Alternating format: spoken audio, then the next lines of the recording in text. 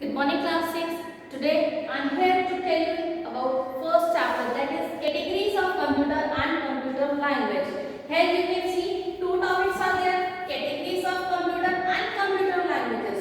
First I tell you the first topic, that is categories of computer. Categories means we have divided computer according to their size, their cost, so many things. According to that we have divided computer in four types. First one is microcomputer. Second is mini computer. Third is mainframe computer.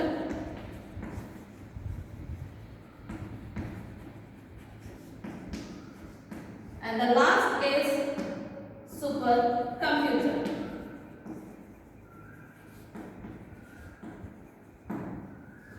Now comes to first one, microcomputer. Microcomputer are those computers that are small in size and very cost is very less. For example, you are using nowadays laptop, desktop and palm top, smartphones that you are all are using, that comes under microcomputers.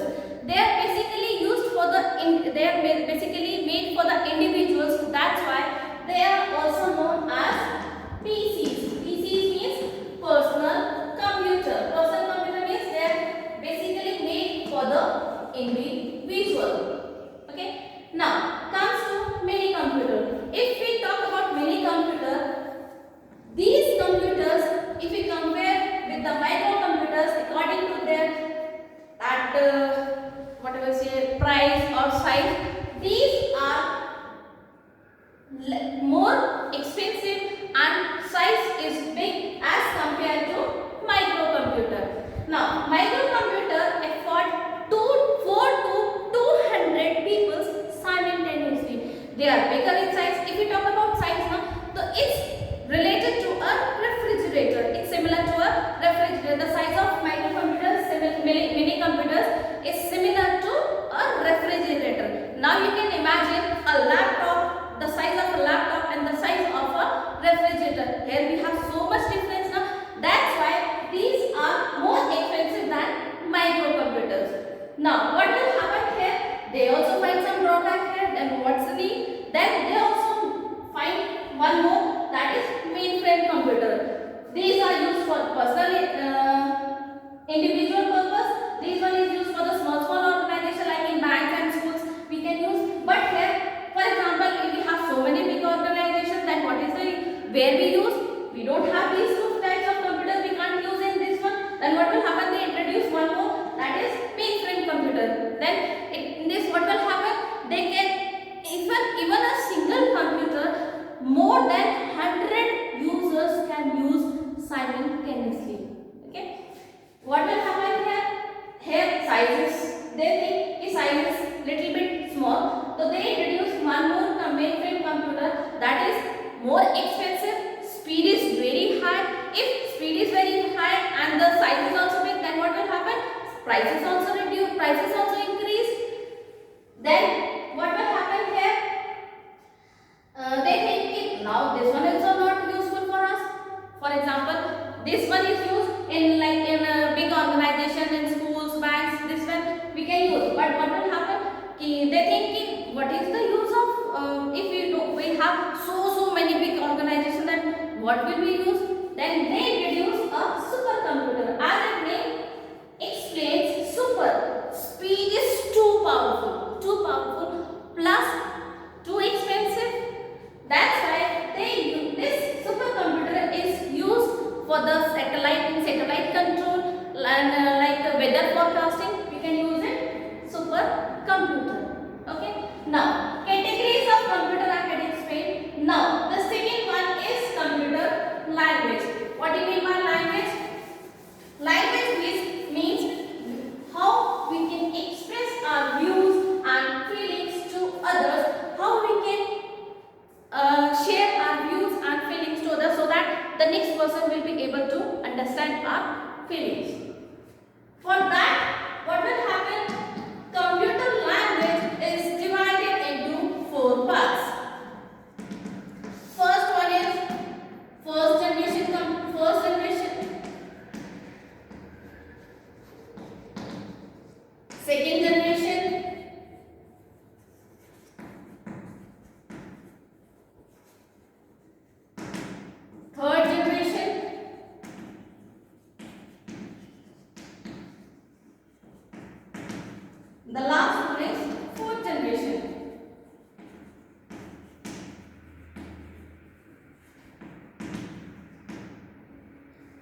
I'll tell you something about generation.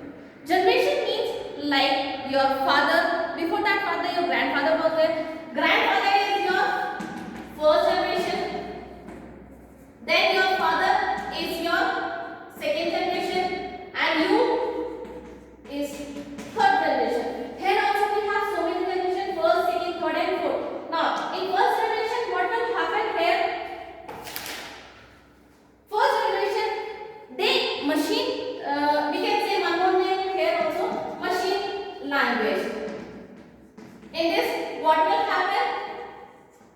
If a person wants to tell something or he wants some output from computer, then what will happen? Computer understands only machine language, or you can say binary language. Binary language consists of two elements, 0 and 1. 0 means off, so 0 means on and 1 means off. Here, what will happen? If I want to add two numbers like this, okay, I enter these two numbers, then what will happen here? These in this language, this 2 converts into binary language and this is the output. But we got 5, not this one. Why we didn't got this one? Because computer machine language translates this language into our language so that we can understand it very easily. Here they think here we got a drawback here. Then what will happen? They generate next language, second generation, or we can say assembly language.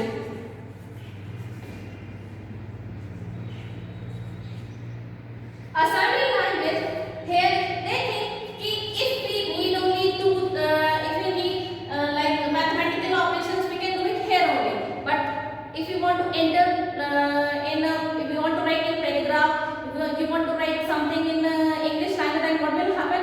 Then they used mnemonic codes. Mnemonic codes. We can say mnemonic codes. In this, what will happen? This is removed from here. Binary language is removed from here. What will happen? If you want to write something in a paragraph, you want to write in something in Hindi or English language, then they used this one. That is second generation or assembly language. These two languages we know known as low level language. Why we call it as low level language? Because every language has a drawback. Now, comes to third language. What will happen here? Third generation language, it's also, this one is also known as high level language. Here we find some drawbacks here.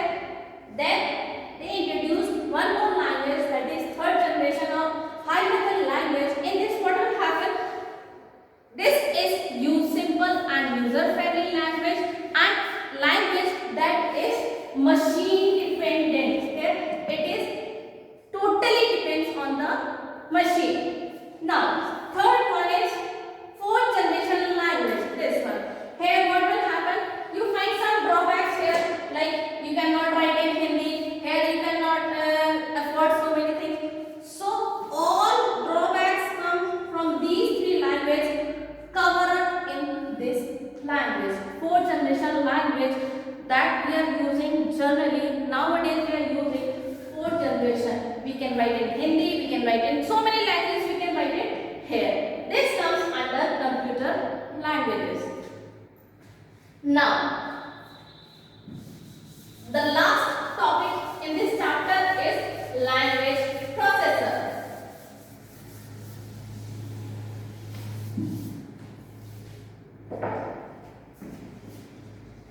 Language processor.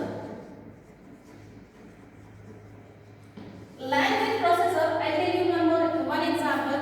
Behind that, you will understand all the things. For example, we have three persons here. Okay? This A knows only Hindi. This C knows only English. Here, this B knows both languages, Hindi and English. This person B knows both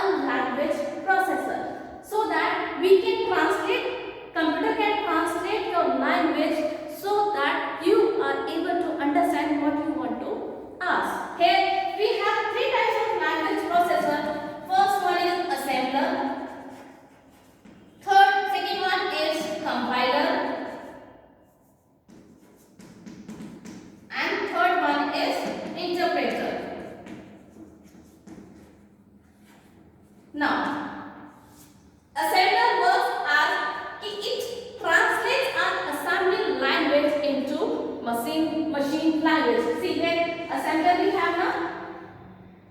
Assembler, it relates to assembly language. In language I told you about assembly language, that is second generation language. Assembler translates our language into machine language so that computer can understand your language and it will give you the same output whatever you want. But here in compiler translates our language, high level language into machine language. Here I'll tell you one exact kind of compiler. For example, I have a program of more than 200 pages, okay, and I want to translate the whole program. What will happen? I'll select all the program and then click on the translate button, but it will not happen here. It will translate line by line. Line by line means, for example, I have a program here, okay. This one is a program, so many lines. First it will translate this line, then comes to this line, select this line, then translate this line, and it will take too much time. What will happen? It will also drawback on this one. That interpreter works as it will translate the whole program. Whole program means you have 200 pages program, okay, more than 200 pages program you have. Then you want to translate the whole program at once. But in compiler translates one by one, then it will take too much time. Interpreter select all the program together and select the whole program together and translate the whole program at once, so that you will consume your time here, you will save your time here. This will beneficial for you. Now this chapter is completed. I'll give you some